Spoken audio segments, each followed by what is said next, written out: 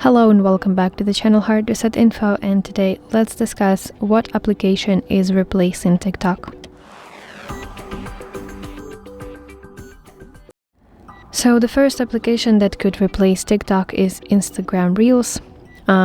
Basically, Instagram Reels are built right into Instagram with powerful editing, music tools, and access to 2 billion monthly users. And next application is YouTube Shorts. This is vertical clips up to 3 minutes and is part of platform with trillions of views and strong monetization pathways. And there's also Red Note. This is Chinese lifestyle video application that suddenly dominated App Store charts in mid-January 2025 when TikTok got briefly banned, with hundreds of thousands of US TikTok refugees.